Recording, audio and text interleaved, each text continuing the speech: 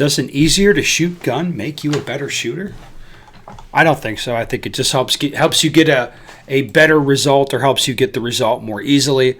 At least that's what I said in the recent video I put up. Good guns help bad shooters. And we're going to go through and take the comments because I think it's an interesting topic. It's a nuanced topic. So the one that I pinned up top, start with this. A guy posted the question, do you think this is a bad thing for newer, worse, less experienced shooters having a better gun, or do you think it's good? Now, I will say this.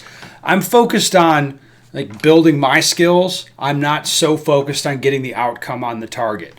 So a really kind of basic example is let's say I switch to a full auto gun. I would shoot faster splits, but I wouldn't really care about that. It would be a full auto gun doing the work for me.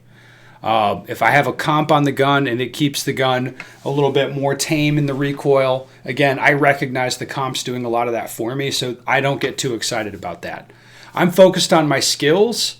It's not so much about what the score is. I want to build my skills so I can get the score with as many different platforms as possible, or get as good of a score as possible, or whatever. So the question is, does it help to give less experienced shooters a better gun? And where I'm at with that is, ideally, you have a platform or a system that's going to give you the right level of frustration for the way that you're training with it. And what I mean is that simmering frustration where when you're training and you're just not quite getting the thing you want to do, but you're not getting blown out. You're not getting just crushed. So a good example would be you take a new shooter, like a smaller person, 150-pound person, whatever, and then have them shoot a 50 cal Desert Eagle. And the gun is so violent in their hands or whatever that it's counterproductive to them even wanting to continue doing it. The flip side of that is, let's say you have a really easy to shoot gun like a 22 or a 22 rifle shooting 50, whatever. The way you're shooting it, it's not that demanding. It's not that challenging. You can basically just center punch, a 25-yard target from a bench, and it's not that difficult for you. As far as building your skills, you want to be just, again, right at simmering frustration. You don't want the gun to solve all the problems for you. So the thing that I see a lot, being I'm from the world of USPSA, even though they don't like me anymore. There's a lot of people I've seen that all they've ever known really is doing USPSA shooting, and they jump to a 2011, get all the raced out stuff on there, and then don't really practice with it. So truthfully, there's a lot of people in USPSA that if you watch them in that setting, in a USPSA setting, they have their race gun and all that stuff. You watch them yeah, they're okay. They're not bad. Are they systematically really good? Are they super accurate? No, but they draw the gun there, bah, bah, bah, bah, boom. They're kind of quick running through a stage. They miss a little bit here and there, and it's they're okay at kind of a club level. But you take them and you make it maybe a very high accountability type of test. You jack up the level of the pressure, or you make it a carry gun, and that same shooter is terrible. So you don't want to end up in that situation where the equipment solved the problems for you and you didn't really develop, and you don't have the skills that you want. But at the same time, you don't want to make it so frustrating for yourself that you're just not into it anymore. It's a different line for everybody. It's a different thing for everyone depending on what their objectives are and all that. But just for me, I want to develop my skills. It's about that. It's not so much what the scores are. One guy says, I think starting with a shittier gun really makes you focus on the fundamentals to hit good shots. So I'd argue that you should start a new shooter with something not super fancy. Yeah, and then there's just less nonsense to worry about too. If it's not a super fancy gun, again, the buy-in's less as far as the money. There's not as many features or whatever to worry about. Yeah. I imagine, like most hobbies, driving, mountain biking, painting, etc., the less advantages you learn to use, the better you'll build fundamentals. Learning to race in a stick shift Mazda Miata will make a faster driver than an automatic Mustang. Just you can't just make up the skill with horsepower and auto shifting. Yeah, that's a great example. Like, I like cars, I enjoy cars, but one of my cars is a stick shift Miata. Why? Not because it's fast. It's not a fast car, but it's very engaging to use as a driver. It gives me a lot to do, and it's kind of fun to throw it around at low speed. For people trying to compete and reach mastery, it's less than ideal long term, but for your average Joe, they will need all the help they can get because 100 rounds every 3 months is not going to do much of anything, so the engineers that made the gun have to pick up that slack. Yeah, so you want people to have a gun that is good enough to do the thing they're trying to do, given their objectives, given their resources, given their training time. So, like, for example, I used to make my trigger heavier for dry fire, so my dry fire gun had like a 50% heavier hammer spring, so the trigger would just be horrific on that double action gun. That was good for me for training. Like, that developed me a lot. That was helpful. Would I tell new shooters to do that or make them do that? No, I wouldn't make anybody do that because that's not super duper fun. All right. One guy says, the difference that a Miata is easy to drive and a Formula car is really hard to drive. A 2011 is easy to shoot, so it's easy to find the things that you do wrong, whereas the Glock is really hard to shoot in comparison, so your mistakes disappear in the noise, and many beginners will feel that shooting is not for them because they can't seem to find out what they're doing wrong. Don't misunderstand me. You can become a very good shooter with a Glock, but I'd argue it requires more work than an easier gun. Okay, I mean, it depends on you. If a Glock fits you and you find it, friendly and all that for you, then you're not going to find a Glock a difficult gun. But if you start on a 2011, you might then think, oh my God, this Glock's really hard to shoot. Whereas I don't want to be in the situation where I consider a Glock like super hard to shoot because that's the most common gun that I deal with. I mean, it'd be weird in my head to have the attitude be like, oh yeah, that Glock, a 9mm Glock, like, oh my God, that's so hard to shoot, because it's kind of the standard. It'd be kind of a weird point of view to say that it's super hard to shoot. It's not that hard to shoot. You have to do things right more, but it's not that hard to shoot.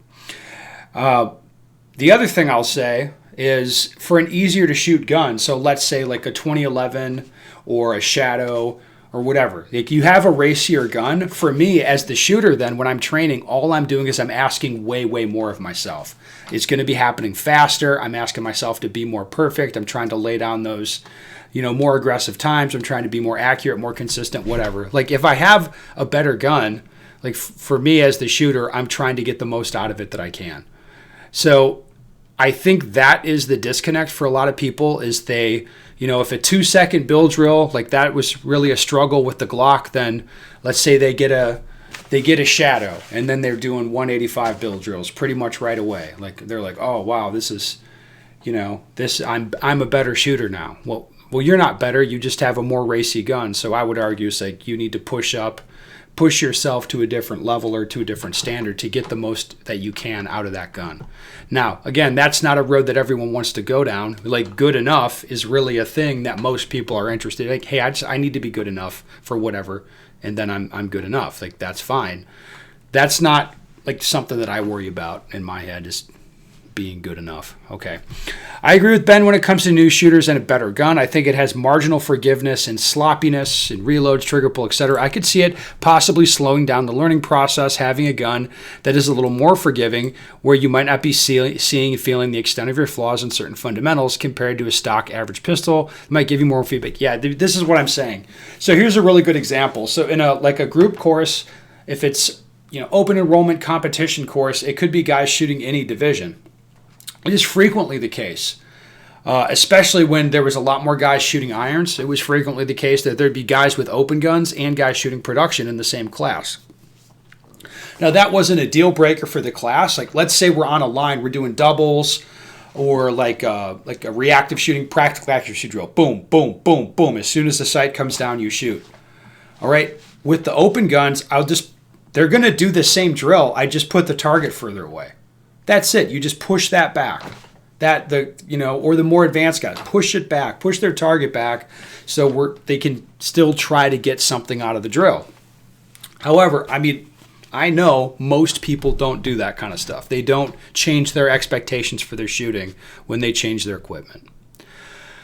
Next guy, been saying this for years. Working at a range, I saw a pattern. Brand new shooters pick things up way quicker if they were using a heavy pistol with a nice trigger like upgraded CZs, 9mm, 1911s, and 2011. Shooters starting out with something like a shield were having a bad time. Okay, well, they had a very easy time with regards to just looking at a spot and putting bullets where they want to go, shooting in a way that they were comfortable. As soon as they're asked to draw it from a holster and shoot, reload it, that kind of stuff, it's going to change things.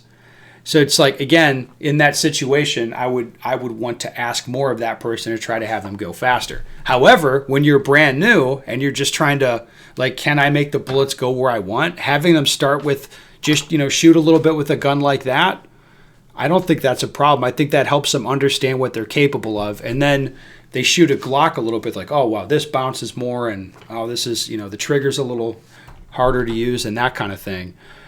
For most people, you're going to have to learn to shoot the gun that you have to shoot, whatever that is. You may not have a choice in that. So, again, I would focus on building your skills. Next guy, Nils won nationals with a Canik, not because it's the best gun, because he was the best competitor. I think that's kind of silly, this argument. There's a lot of guns that are capable of winning national titles. Obviously, the Canik's on the list. Like, I think the Canik is a very good gun. It's a very good gun. Now, it's not expensive either. It's a cheap gun. But a lot of guys will say, like, oh, wow, the Canik is so good for the price it is. And I suppose that's true. But at the end of the day, you need a gun that works well for you, feels good, functions properly. And the Canik definitely fits the bill. Like, it's a very good gun. But yeah, it's going to come down to being the best competitor, and of course being trained up with that equipment. That's really important. Let's go. I am a new shooter. I can shoot way better with my CZ Shadow 2 than my EDC P365X. Yeah, you can. It's gonna be easier to make the bullets go where you want with that. That is true. And then I would challenge you to train with the Shadow a little bit, and then if you want, like, train with the P365 and see how close you can come in terms of performance. Try to apply the same principles, that kind of thing. Next one. I think I agree with you. I'm a novice, and my marksmanship with the Checkmate is much better than I can do with my Shadow, even a Shadow 2. Yes, okay. Next. Reminds me of the time there were 3 alpha douches near me at a pistol range. They were all mostly missing, but one guy was able to consistently hit A-zone steel at around 15 yards. And then he said, well, worth the $2,500. Like, yeah, that's not like an impressive feat to hit a A-zone steel at 15 yards. All right, my $600 M&P with irons had no problem hitting the A-zone at 50 yards when I used proper sight alignment and sight picture, grip, and trigger manipulation. Yes, that is true. So the other thing that is also true is you can take a plain gun, a stock gun, and you can do real well with it. The fact is, it's going to come down to your training. It's going to come down to you as a shooter is probably going to be what really separates people. A better way of putting that is somebody with the best gun in the world that hardly practices with it, they're going to be, there's no comparison between them and somebody with like a Glock and iron sights that just dry fires, practices all the time. There'll be like no comparison, a completely different universe. The thing that you need to do is train if you want to get really good. A lot of guys in here, I'm flipping down here like, I agree. Okay, here, next one. I'm curious to see if after 6 months and 1 year you still like the XC. I sold mine as a result of realizing I was gravitating back to Glocks or a P or staccato P to make sure I wasn't losing any ability to perform with a platform I would actually carry. Playful jabs at guys who say they carry an XC. Pistol fundamentals are perishable, and the necessary fundamentals to be competent with a Glock are different than those of the XC. The next realization was that my performance was more of a practical platform was relative to the XC. I'm not sure what that means. Anyway, yeah, I agree with what you're saying here. And I've already been down there. I've already had this. Like, I don't really love training with the race guns all the time. To me, shooting the gear that just removes a lot of the obstacles out of my way. Like, I'm talking a comp, I'm talking, like really light triggers, blah, blah, blah. All those assists that you can have. it's going to speed everything up, and it makes me, again, ask more of myself as far as what I can do with the drills, because I want to get the most I can out of the gun. When I'm shooting my Glock, for example, my focus is on being technically correct. Hit my grip right. Pull the trigger straight. That kind of stuff. That's where my focus is, and that's where I'm most successful with my focus. When I'm shooting my CZ, for example, I'm not worried about that so much. My focus is, hey, relax, go faster, go faster, go faster, go faster. I'm just pushing myself, again, to get the most that I can out of the gun, to get that little bit extra performance. Because if I loosen up my support hand a little bit, the gun's so heavy, it's not going to move. It's not going to really go anywhere. I don't need to be as correct, fundamentally. But, I'm a competitive shooter, right? That's where I came from. So I recognize this can be shot faster, so I have to shoot it faster. So I don't train with that stuff as much. I train with the less racy gear. The racy gear, again, it's fun and engaging and challenging when I'm shooting it really, really aggressively and trying to get the most I can out of it. If I'm not shooting it in that way, I don't like shooting it. If I held the same standards shooting a staccato compared to the Glock, that would just not be interesting to me. I wouldn't like that. And that would make me lame and soft, I think.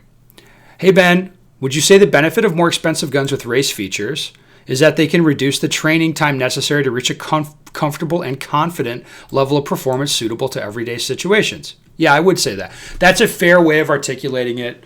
Maybe some people take some issue with some of that, but basically that's fair. And I would say they make it easier to achieve that. So let's say you customize your gun a little bit. This wouldn't be like a staccato, but you ordered a custom built gun where the safeties fit you exactly and the trigger length and everything, and the gun fit you actually properly. It's going to make it easier for you. It's not even a question of making you better. It's just fitting the gun to you better so you don't have to do as much crazy stuff with your training. For example, the people that really have a problem reaching the mag release, if you can solve that a little bit with some equipment, I don't think that's a bad thing. In your experience, are there features on pistols which you find not just to be something to learn around, but truly a handicap or detriment to every shooter regardless of their skill level? Would a nicely designed pistol like a PDP Pro Series be an ideal middle ground before the diminishing return sets in and fundamentals matter most? Thanks. Yeah, so the thumb safety on a staccato, it's not, or any 2011, the thumb safety it's a thing that you're going to have to overcome it with training. If you find it uncomfortable or you have to do something, you just have to overcome that. It's not a huge problem, but it's something you have to train and deal with. There's other stuff some guns are harder to reload than others. A Glock is relatively easy to reload. The CZ is harder because of the relative size of the openings. It's just the way it is in a lot of cases. But it's none of this stuff is fatal for a platform. You're going to train around all this stuff and become competent with it. Next guy says, I assume, possibly incorrectly, most of your audience are IPSC USPSA shooters. Thus, when you do post numbers about performance gains between platforms, I'd love to hear that in terms of classifier times. The individual skills are obviously most important. However, knowing your best performance on a standard exercise, more like a real stage, would be super interesting to know. My assumption is it will highlight a gun that doesn't really matter much, but interesting to see if it pans out for someone at your skill level. Well, it does and it doesn't. Okay, here's a good way of looking at it. If I went to a match, in a division, shooting this match, this set of whatever, 18, 20 stages, in whatever division, carry optics, production, limited optics, open, whatever. Going to shoot the match in that division. If I have a halfway reasonable setup for the division, and then I change to something else that's halfway reasonable for that division, there's not going to be more than a 3 or 5% swing in the score, in the aggregate for the match. So if I would finish 95% in the match, it's not going to go below 90, even with a gun that I don't like or it doesn't fit me that well, as long as it's halfway reasonable. However, that is a massive difference. in the competitive shooting landscape. So it's like not that much when you hear the number. And again, if you're watching one guy shooting 90% in a big match versus one guy shooting 95, just watching them shoot, a layman's you're not going to see much difference there. It's going to look very similar. And it's not that big of a difference in terms of the numbers. But in terms of being a winner versus being a loser, this is a huge difference. So it's kind of like that. It's kind of both in a sense. One guy says, with rifles, you quantify mechanical accuracy and terminal ballistics to set or define standards. Why is it with pistols we don't see it that way? Because it's irrelevant. That's why. I hear you reference the Gen 5 Glock is pretty good. What is pretty good for you? For me, a 1 to 2 inch group at 25 is pretty good considering I want to shoot out to 100. But okay, here's what I can tell you. When I'm shooting a Gen 5 Glock, I see the dot lift up off a target, be it at 25 yards, even out to 50, and where the bullet is, it's right fucking there. It's right there. Right where the dot was. All right? Is whether that, I don't know the MOA, I don't sit there and group it all the time, but I can tell you, like, the bullet is going right where the dot is. All right? But that's also true of the CZs, the staccatos, the like other guns I've shot haven't been as good. Like my Berettas were not as good as that. They did not, the bullet to go right there. Like when I think when I switched off of that to something else, I was like, whoa, these other guns are way more accurate. But yeah, to me, if it's one of those guns where it's like, yeah, the bullet goes right where the sight is, then I'm like, that's a good one. Like I don't do bullseye shooting or anything like that. So like whether it's a 3-inch group at 50 or a 4-inch group, I wouldn't be able to tell. But I can tell you the bullets hit right where the dot is. And that's what matters to me. If it makes things easier to do things generally, why wouldn't it make it easier to push the limits of an advanced shooter's ability? Why wouldn't it make it easier to more consistently perform a shooter at the top end of their abilities? Is it because the high-level shooter ended up reaching the limits of the gun for the purposes of competition? Presumably a good open gun will perform better than the XC. I find the opposite. The better the gun is, the harder it is to get the shooter to actually push themselves. Right? Because the gun does so much for you, and it's unnatural for people in a lot of ways to push themselves to go so fast. People get to a certain level and they start getting complacent. And yeah, I mean, that's just the way it is, man. So I think you need to push yourself if the gear's not pushing you. That's a good way of articulating it. One guy says, love the discussion, but I just want to make sure I understand this correctly. So a better gun, the XC, can help a bad shooter be better, but you can't take a lesser gun and do the same thing. And there's little to no difference because you've mastered the fundamentals. Then you say the XC is easier to shoot of the Glock because of the firing FCG design. I don't know what that means. In my simple mind, by definition, that makes you a better shooter with the XC. No, because it's perceived easier to perform the task, regardless of... No, that's the difference between skills and score. It's easier to shoot I wouldn't say it's easier to do all things with that gun. That's not true. But like if you're just standing there untimed shooting punching groups, it's going to be easier with the light triggered XC than a Glock.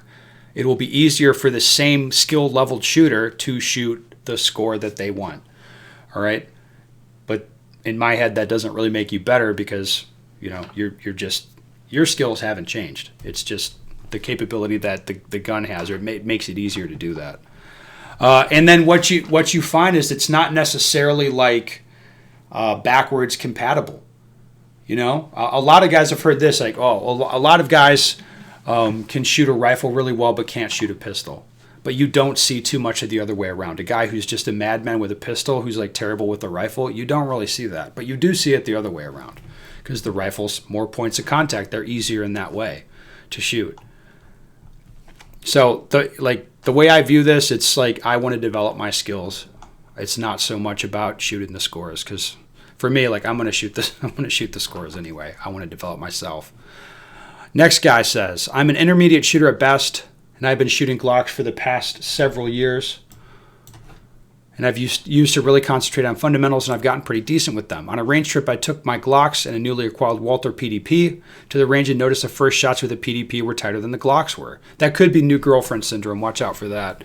The PDP was the only gun I had with a dot, so I attribute the tighter groups to the dot. Okay, it could be the dot, not the difference in the triggers. But the Glocks were faster for me due to the lower bore axis. Well, Think about this is what happens when you start talking about gear. The Glocks were faster for me due to the lower bar. You're saying that. I don't like. I understand the theory. I've shot both. I own both. I experienced more felt recoil from the PDP. The bore axis is definitely higher, but I don't note a difference in terms of the actual capability. And you got to train with the gun. You got to give it some time before you start making claims like this. Anyway, the point being, Ben is absolutely right on this. Yeah, thank you. A better gun will make a mediocre or novice shooter better. He's putting it in quotes. He gets it. A better. I still don't think chasing the perfect gun is the best path. I agree, because there's no perfect gun for anyone. Learning to adapt to anything you pick up and apply fundamentals is the key to great marksmanship. I agree with that. I think you want to apply the foundational principles to anything you touch. Let's do one more comment. Oh, here's a good one. I've heard some BS in my life, but if a shooter does not have the basic skill to shoot with purpose, there is no gun that can correct where the gun is aimed. Shooting is pretty simple. Some people try to make it so hard. They come up with, oh, you need these grips, or you need a 3-pound trigger. Sorry, those are all crutches. Either you can shoot or you can't. It's like learning to read the wind. It does not happen overnight. We live in a McDonald's world. Honing a person's shooting skills takes a good foundation reinforced with practice done with purpose. I agree with that. I'm sure that Ben could clean house with a Glock 34 fresh from Smyrna Joiner fine, but at his skill set, he can drive a Taran Tactical a bit better. Yeah, that's fair, but this did not happen overnight. Yes, the way that I would train with like a racier gun, again, it's different. I'm more aggressive with it. Anyway, I think we've taken enough of the comments here. I do appreciate it. I think this is an interesting topic to talk about, because it's always like, well, what are my goals and objectives here? What am I really trying to do? If I just want to like buy a gun that's reasonable for, I want to carry it and I want to be good enough for that, then, you got to make a decision how good you want to get and how much time and energy you want to invest and what that looks like as far as the platform you're going to train on and all that. Anyway, put the comments down below. We'll keep the conversation going.